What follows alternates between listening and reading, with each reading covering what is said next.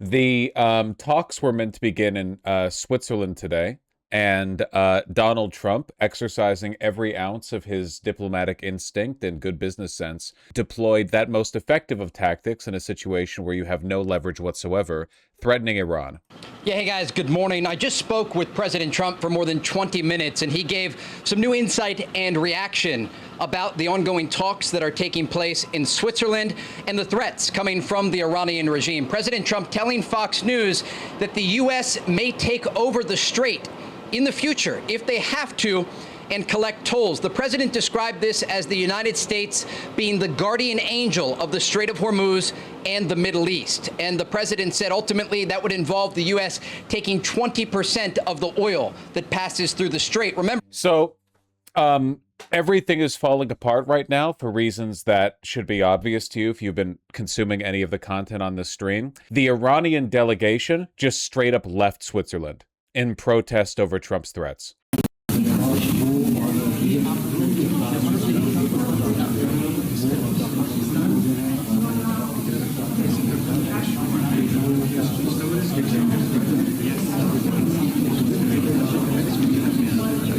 That crispy ass audio, man.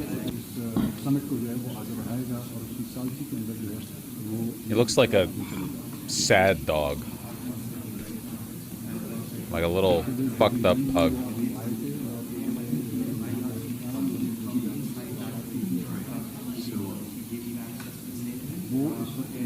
The negotiation venue, as far as I know, is not Switzerland. That's not Switzerland?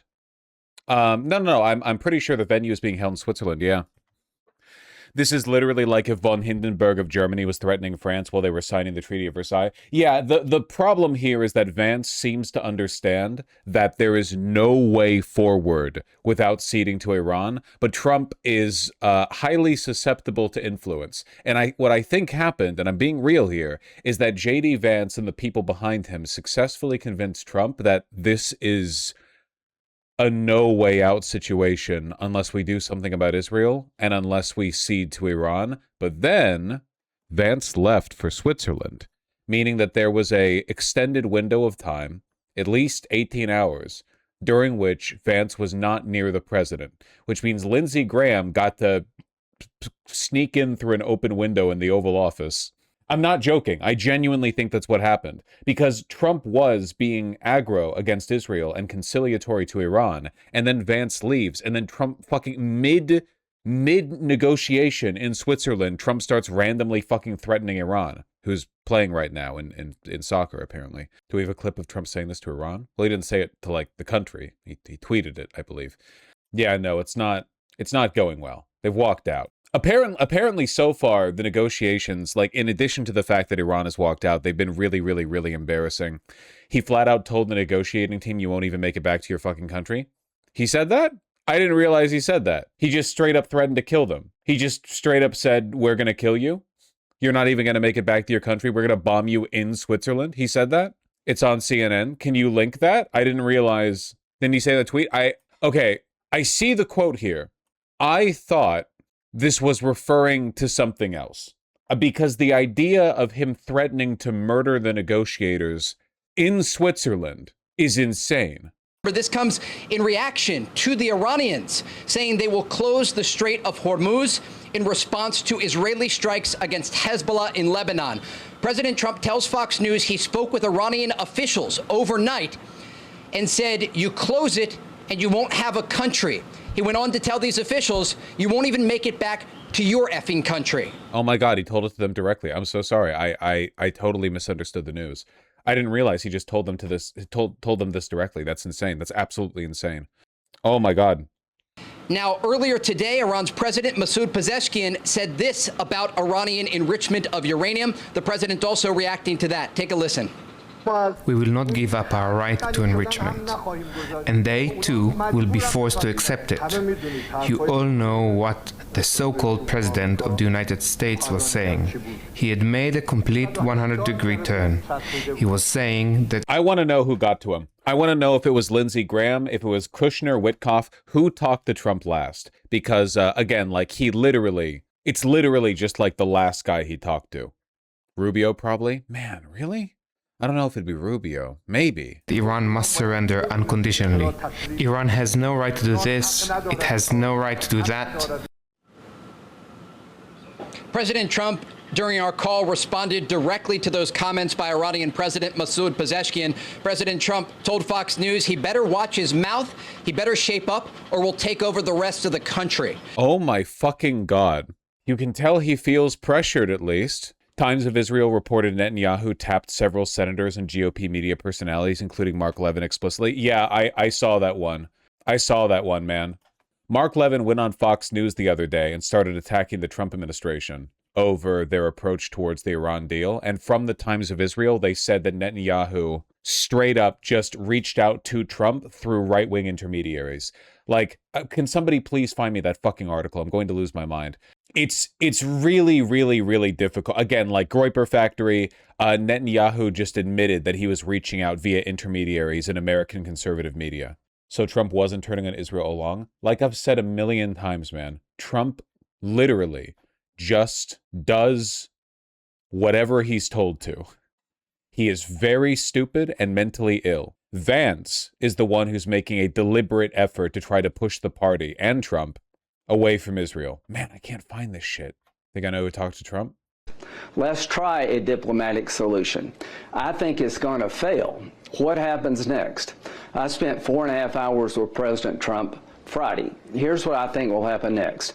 If this deal fails, President Trump is going to take the Strait of Hormuz over by force. The United States will control the Strait of Hormuz. We'll charge a fee for all those who go through to pay for the operation. And we're going to expand the Abraham Accords in calendar year 2026. We're going to get Saudi Arabia to join the Abraham Accords, and which is the biggest change in 5,000. I found it.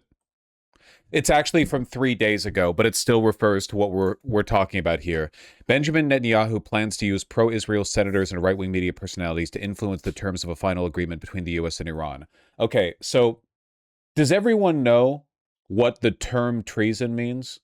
A foreign leader is saying, yeah, we have sympathizers in the U.S. government, and we will use our leverage over those sympathizers to push them to push the president to do things favorable to us rather than to their host country. It's all so fucking open. He plans to use media figures like Fox News, Mark Levin, and pro-Israel politicians to get his message across to Trump. So we know this is happening. It could have been Lindsey Graham, it could have been Mark Levin, it could have been everyone. But my opinion is that J.D. Vance has spent the past couple, probably weeks, pressuring Trump into letting him try things his way so that Vance can posture and position off into like a, America first anti-Israel bit. And now that Vance is out of the country, Trump is once again susceptible to, the worm tongue slithering around him. Years in the Mideast, and if Iran contests control of the Strait of Hormuz by the United States, we'll obliterate them. So to all the people listening, if this diplomatic effort fails, President Trump is going to take the Strait of Hormuz. Yeah. We're going to run it. We're going to try to get Saudi Arabia to join the Abraham Accords to end the Arab-Israeli conflict in 2026. And if Iran continues to attack Israel and Lebanon, the new policy will be we'll hit Iran. So to the Iranians, if you're listening, when you use Hezbollah to attack Israel, I think the new policy will be we will attack Iran. Brilliant stuff, really. Let's try a diplomatic solution. I think it's going to fail. What happened? I spent 4.5 hours with President Trump on Friday. 4.5 hours for a random fucking senator. Jesus Christ, man. We're going to run out of time. Where is it? We're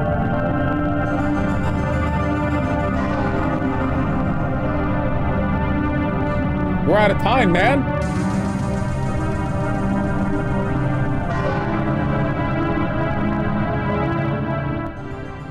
I know Trump is really bad and really stupid, but like the idea of after everything that's happened, Trump threatening to murder the negotiators from Iran in Switzerland.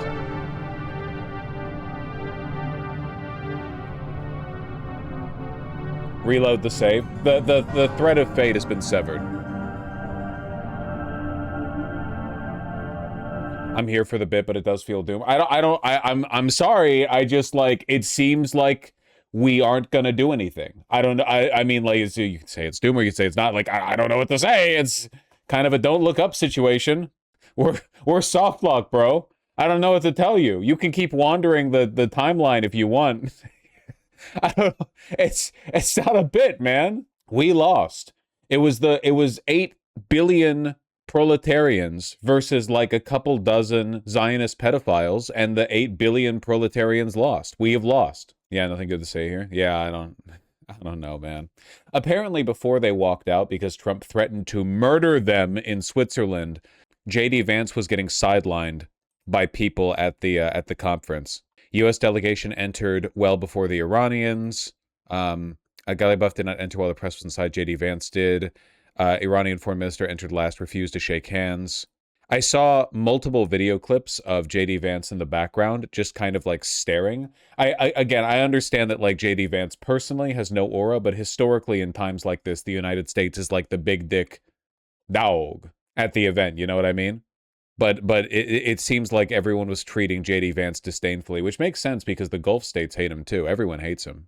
Another bit is Trump wanting, oh my God, I'm so sorry. I guess I started the segment without getting caught up in the news. I didn't realize how fucking bad it was. Trump is threatening to get Syria to invade Hezbollah. And by Hezbollah, the Israelis responded with a series of airstrikes across southern Lebanon.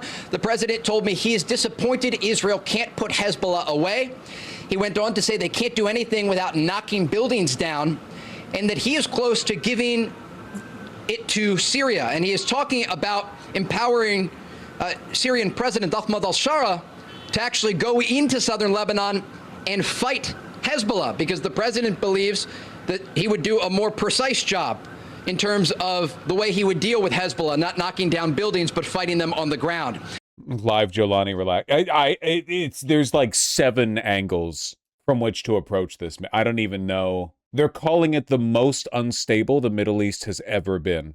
It's like Trump is, we're going to make like Yugoslavia look like a cohesive, well put together, ethnically homogenous nation state, man. Let's give nukes to Syria. We'll let them sort it out. What the fuck are we talking about? I've been out of the loop when I was camping. I just heard we'll have Syria invade Hezbollah and I started cackling. What an unfathomable thing to believe. What a genuinely, like, I didn't realize how bad this was. This is insane. سنتكلم عن كل ما ذكرت بالتفصيل ولكن دعني أنتهي من هذه النقطة تحديدا.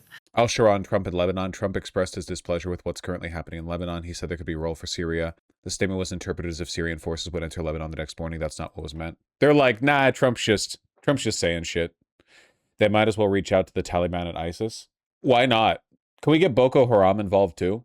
They're called Boko Haram. They're very nasty guys, very tall, very strong. A lot of people don't know about them. We're sending them north. A lot of people don't know about Boko Haram. Hey, we do have CIA contacts essentially everywhere. We actually lost a lot of them because in Trump's first term, a bunch of like critical CIA intel got leaked, and a bunch of our informants across the developing world their names got revealed and they got killed. So you can take from that what you will. But we actually lost like a lot of people who were secret assets to the United States. Let me find the full, one second. Let me find this full, apparently this Fox News segment in particular contains like the key to our doom, you know? Like this is the prophecy, you know? Just give me the whole. Top of the hour. Good morning to those of you just joining us. It is 9 a.m. on June 21st. This is Fox and Friends. Just moments ago, Vice President J.D. Vance meeting with leaders from Qatar and Pakistan in Lucerne, Switzerland, as peace talks are underway. Chief Foreign Correspondent Trey Yingst is live in Tel Aviv with some breaking news and reaction. Hi, Trey. Yeah, hey guys, good morning. I just spoke with President Trump for more than 20 minutes, and he gave some new insight and reaction about the ongoing talks that are taking place in Switzerland. Tell the negotiators, have Syria invade. I'm sorry, I'm doing more like a Rocky than a Trump. I'm just feeling very hysterical right now. If this was Victorian London, they would be condemning me to a sanatorium at this moment. I would be in a little box. They have me in a padded cell. Have Syria invade Lebanon. I'm gonna lose my fucking mind, man. and the threats coming from the Iranian regime. President Trump telling Fox News that the U.S. may take over the strait in the future if they have to and collect tolls. The president described this as the United States being the guardian angel of the Strait of Hormuz and the Middle East. And the president said ultimately that would involve the U.S. taking 20%. Isn't it fucked up how Rocky and Rambo were both like really subversive, high quality art pieces that got corrupted by their own popularity and immediately got rolled out into like a bunch of soulless sequels that actually contradicted the point of the original? More so Rambo than Rocky, but like it's just kind of odd that the two film series that Stallone is most famous for by far were both really good, like essentially art films that then the same thing happened to them. Weren't the later Rockies pretty good? They don't stand up to the original. They don't stand up to the original. Oil that passes through the strait. Remember, this comes in reaction to the Iranians saying they will close the Strait of Hormuz in response to Israeli strikes against Hezbollah in Lebanon. President Trump tells Fox News he spoke with Iranian officials overnight and said, you close it and you won't have a country. Rambo 2 is better than 1. It's not even close. Woe. Woe be upon ye. Me to you in the sanatorium. Rat. He went on to tell these officials, you won't even make it back to your effing country. Now, earlier today, Iran's President Masoud Pezeshkian said this about Iranian enrichment of uranium. The president also reacting to that. Take a listen. We will not give up our right to enrichment, and they too will be forced to accept it. You all know what the so-called President of the United States was saying. He had made a complete 100-degree turn. He was saying that Iran must surrender unconditionally. Iran has no right to do this, it has no right to do that. President Trump, during our call, responded directly to those comments by Iranian President Masoud Pezeshkian. President Trump told Fox News he better watch his mouth, he better shape up, or we'll take over the rest of the country. He's really mad. The tone here tells me that J.D. Vance might be in for a whipping when he gets back home, because it feels to me like whoever got to Trump and worm-tongued his ass makes him think he's getting cucked. Like, Trump is getting cucked in this whole thing, but it sounds like he's really mad, like somebody just informed him that this all makes him look really weak. And so clearly the president reacting directly to these comments from Iran's President Masoud. Wait, the Doomsday Preppers got it right? Nah, dog. Doomsday Preppers are just fucking legendary Fortnite loot chests. You gotta make friends with your neighbor. Listen, okay? It's like having a friend in the apocalypse who will jerk you off is worth like 10 bunkers full of ammunition, okay? Pezeshkian. And also President Trump talked about the broader memorandum of understanding, indicating this is just a ceasefire extension. This is not the final deal with the Iranian regime.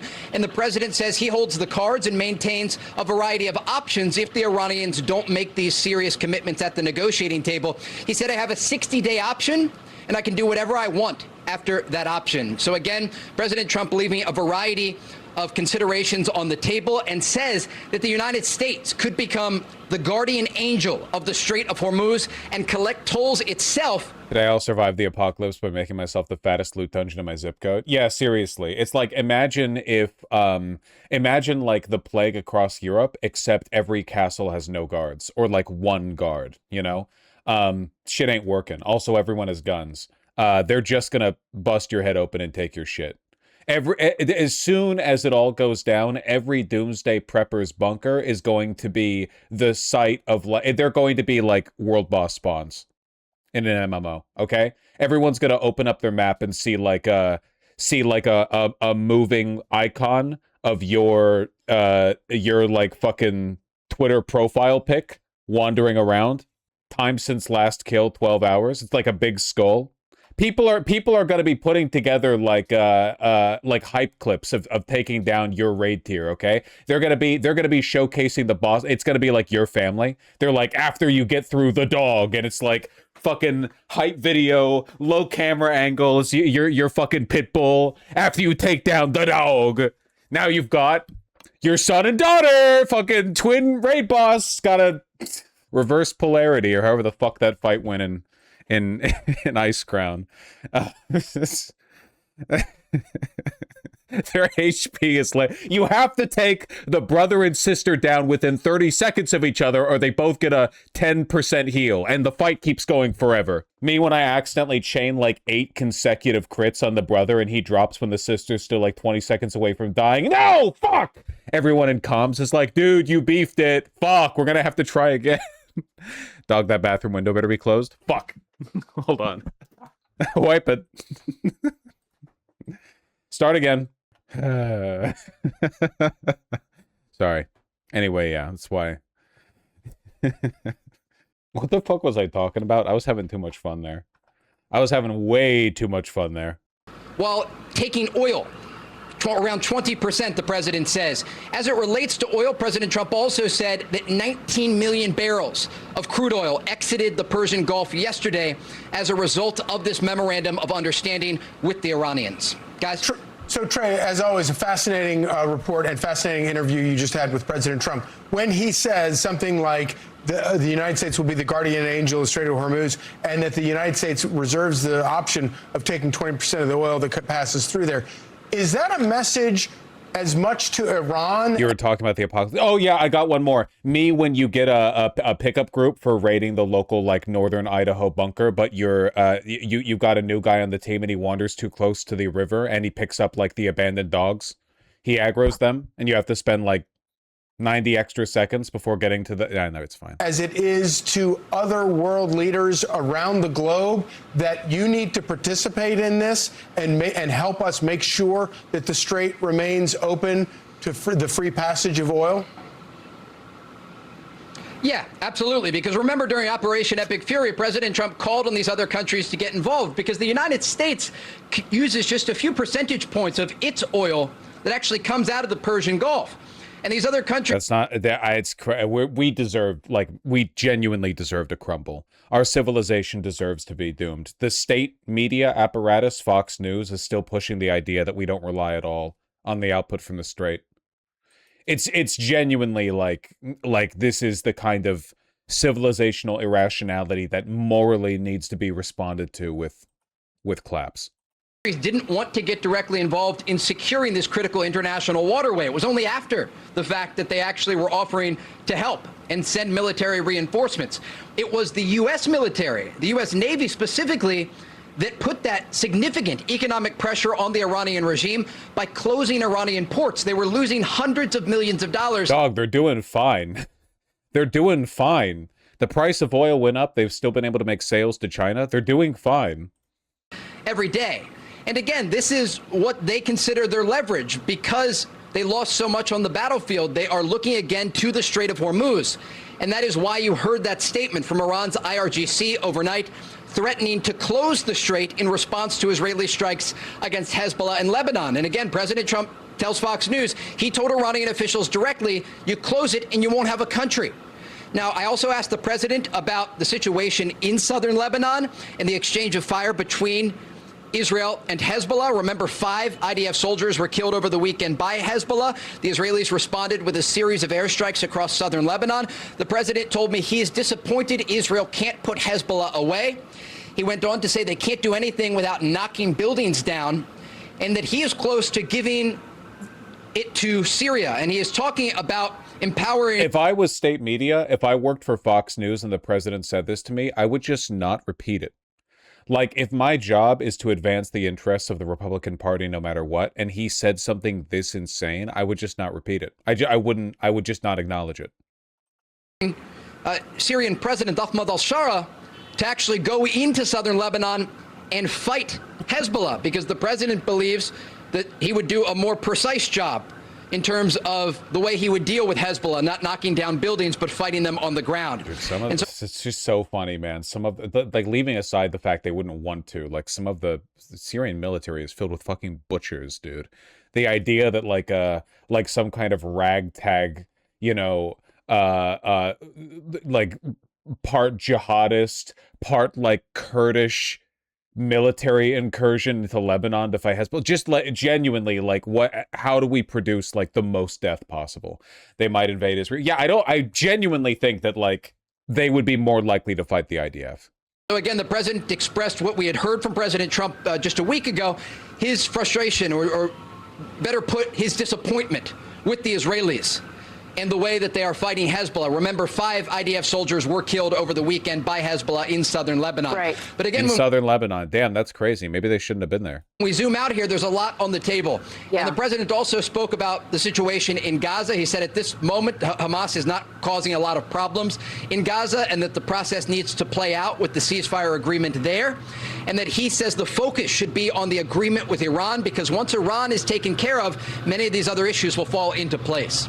Guys? Yeah, the president, based on what you're telling me, clearly sending a very strong message to Israel saying it's too brutal the way you're handling it. I think an al-Qaeda guy can do it better, more precisely than you. Not a good look. That is a pretty big hit to Israel, though. It is really funny he would say that. Yeah. This former al-Qaeda soldier could exercise more restraint than you. Anyway, I guess the point of this segment is this. I don't know.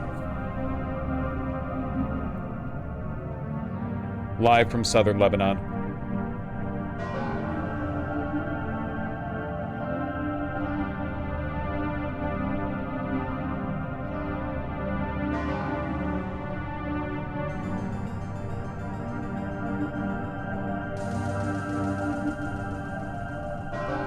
All right, that's enough.